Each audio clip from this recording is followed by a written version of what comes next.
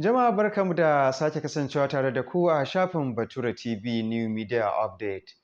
Shafin da kan kawo muku labaru daban-daban akan abubuwan da ya kamata ku sani a wannan lokaci. Sunana Ismail Salisu Bature Jahun wanda nake kawo muku labarai a daidai wannan lokaci. Sai ku biyo mu don jin yadda ƙasar nan ta waye gari da ma duniya baki ɗaya. Gwamnan Kano Injiniya Abba Kabir Yusuf ya nuna damuwarsa matuƙa bisa yadda aka waye gari da tashin gwauron zabi na kayayyakin masarufi yayi a birnin jihar Kano. Gwamnan ya bayyana takaicinsa bisa yadda 'yan kasuwa ke ƙarawa kayayyakin masarufi kuɗi ba tare da sun sami ƙarin kuɗaɗe a guraren da suke siyowa kayan abinci ba. A wannan rana dai an waye gari da tashin kayayyakin masarufi musamman a kasuwar Singa, inda mai girma gwamnan jihar Kano ya bayyana cewar tashin gwauron zabin da kayayyakin abinci a kasuwar ta Singa ka iya shafar tattalin arzikin wasu daga cikin jihohin arewacin ƙasar nan. Ya hori 'yan kasuwar da su kasance suna kasuwancinsu tsakani da Allah domin sauƙaƙawa al'umma, musamman a wannan yanayi da ake ciki na matsatsin rayuwa.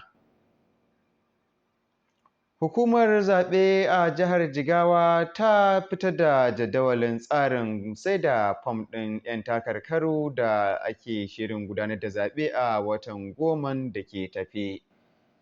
A yayin wata sanarwa da shugaban hukumar zaɓen ya fitar, Alhaji Auwalu Muhammad Harbo ya bayyana cewar mai neman takarar tsayawa shugaban ƙaramar hukuma na iya siyan fam a Naira miliyan 5, yayin da 'yan takarkarin kansiloli za su siyi fam a matsayin Naira miliyan 2, wadda hakan ne zai ba wa 'yan takarkarin damar shiga zaɓen ƙananan hukumomi da na kansiloli da za a gudanar a ranar 5 ga watan Oktoba.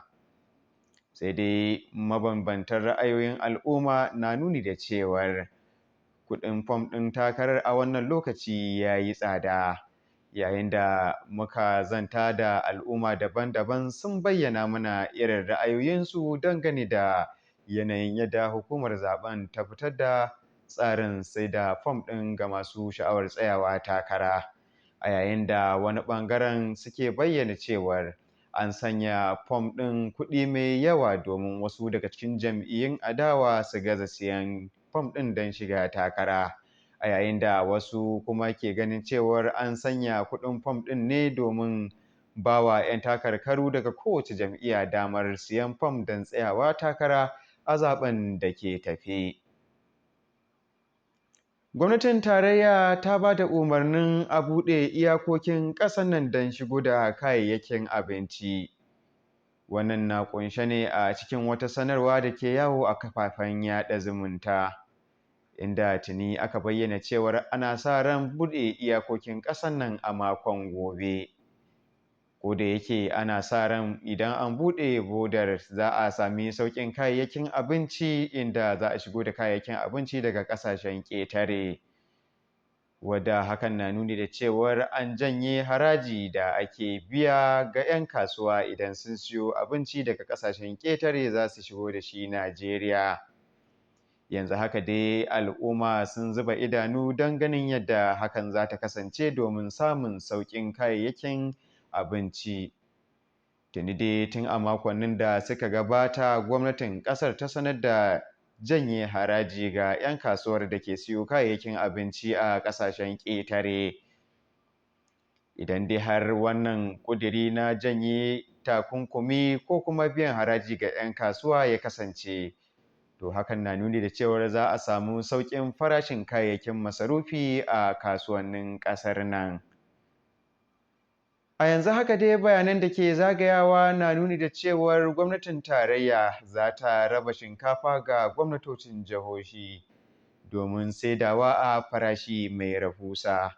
Bayanai na nuni da cewar za a saida kowace buhun shinkafa a kan Naira 40,000, wadda a yanzu haka al'umma na zuba idanu su ga yadda shinkafar za ta kewaya a tsakankanin al'umma.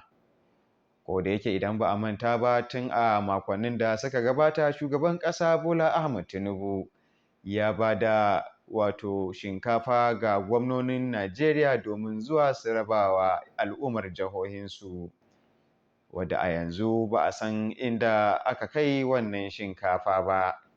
Abin da 'yan Najeriya ke yi wa kansu tambayoyi shine, ina aka kai waɗannan kayayyakin masarufi da shugaban ya baiwa gwamnoni domin rabawa talakawansu. To kada dai ku sha'afa, labaran na zuwa muku ne daga nan sashen Bature TV New Media Update don sanar da ku halin da ya kamata ku sani a wannan zamani. Tare da ni Ismail Salisu Bature Jahun. A daidai wannan lokaci kuma za mu yi waiwaci harkar batun da ya shafi zanga-zanga. A yanzu haka dai, bayan da aka shafe 'yan kwanaki ana gudanar da zanga-zanga a faɗin tarayyar ƙasar nan, lamarin da ya janyo zanga-zangar ta canza salo daga wani salo don samun da aka sami 'yan matsaltsalu, wadda hakan ke nuni da cewar matasa sun zo wuya sun tunzura, inda suke farwa shaguna da kantin kayayyakin abinci a garuruwa daban-daban, lamarin da ya janyo ake sanya dokar ta ɓaci a wasu daga cikin jihohin arewacin ƙasar nan. A yanzu haka dai za mu iya cewa al'amura sun yi sauƙi sosai a wasu daga jihohin ƙasar nan, yadda rahotanni suka zo mana. Sai dai ana ganin cewar yanzu haka zanga-zangar ta canza salo, inda aka fito da wani sabon tsari, wadda al'ummomi daban-daban suka shirya gudanar da addu'o'i domin samun sauƙin matsin rayuwa da al'ummar Najeriya ke ciki. A yanzu haka dai an shirya gudanar da saukar Alƙur'ani sama da miliyan 1 a faɗin ƙasar, wadda hakan zai ba da damar yin addu'o'i ko Ubangiji ya ji ƙan 'yan Najeriya wajen sauƙaƙa musu. Yanzu haka dai al'umma na ci gaba da bayyana ra'ayoyinsu dangane da yadda aka sami asarar rayuka ga musamman waɗanda suka shiga zanga-zanga, a yayin da ra'ayoyin matasa da sauran al'umma ya bambanta.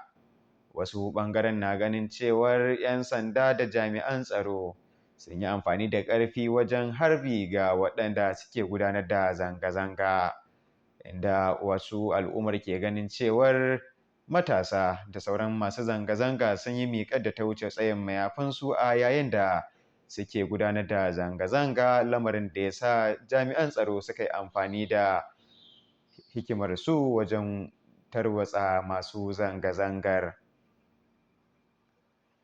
To, taƙaitattun labaran duniyar kenan, tare da ni Ismail Salisu Bature Jahun. Ga dukkanin masu bibiyar wannan tasha tamu, muna buƙatar ku ci gaba da kasancewa tare da mu a koda yaushe, wajen yi mana liking da following da kuma yaɗa wannan bidiyo zuwa ga sassan tashoshi, domin sanar da al'umma abin da ya kamata su sani. Sunana Ismail Salisu Bature Jahun, da na kasance tare da ku nake cewa mu wuni cikin ƙoshin lafiya.